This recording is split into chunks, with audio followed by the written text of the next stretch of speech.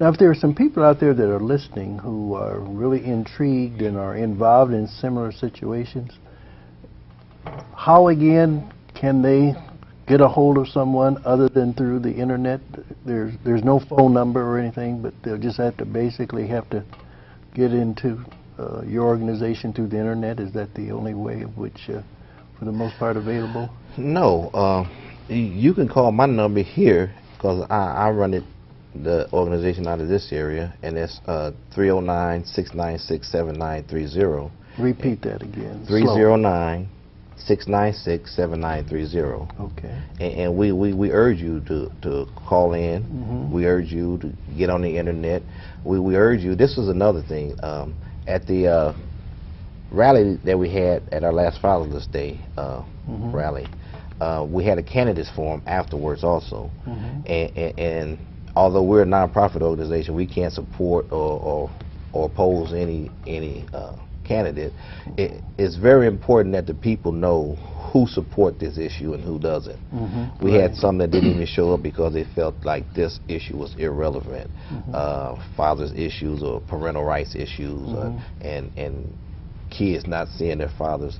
And it is really alarming because I think the number's over 100,000 every year. Roughly about 100,000 people.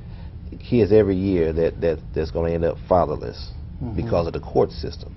Now, we ain't even talked about the allegations of abuse or another parent just taking off and leaving the vicinity or the jurisdiction, but this just within the court system from divorce.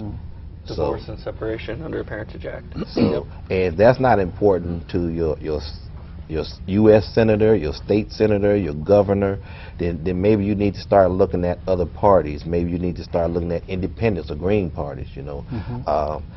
They may not have enough votes to probably win an election, but they definitely can get enough votes to swing an election. Where the Democrats may have thought they had it, well, if you vote independent or green party, you know, it just might sway it in the other person's favor. So they need to start getting serious about this issue. And like I said before, until you put these families back in order, 40, 50 years ago, we didn't have this, Andre. I mean, the kids not achieving in school and drugs and all that, that was always the exception. That wasn't normally the rule, you know, even in the black community, okay? But now, 30 to 40 years later, after you start taking fathers out of the home, you know, then you're like, duh, we don't understand why this is happening. How is your program being marketed? Because I'm fairly well in the know, and what you're telling me is relatively new to me, and I'm quite certain we have some listeners that probably don't even know that you exist. And so how would people in the various communities that you represent, in particular here in Peoria, how would a person happen to know about this organization? Most of it's been word of mouth. So, word of mouth. Yes. Because once our members understand what we're about and they're a part of our organization, they let their friends know. And we've seen groundswells from communities that have had active members joining up within our community. Because I monitor all of our internet traffic and see where our traffic comes from. About 85% of our web traffic comes from here in Illinois, and it comes from across the state.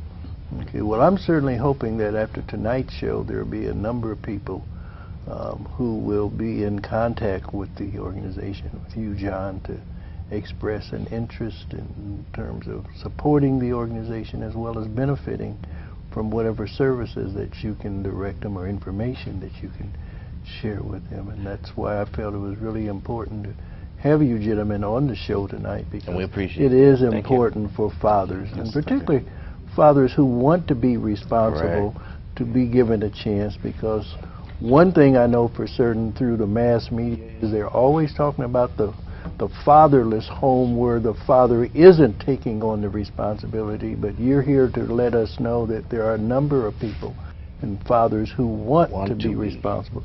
But the system sometimes disallows their full participation, and I think that's important for people to realize that concept too, that, you know, because we do batter. In fact, I've kind of criticized fathers that anybody can be a daddy, but it takes a real man to be a father. And for a few little moments of joy, you have a lifetime of responsibility.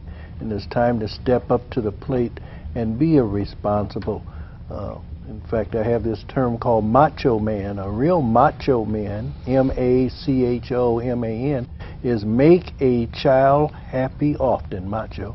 Nice. By mentoring and nurturing.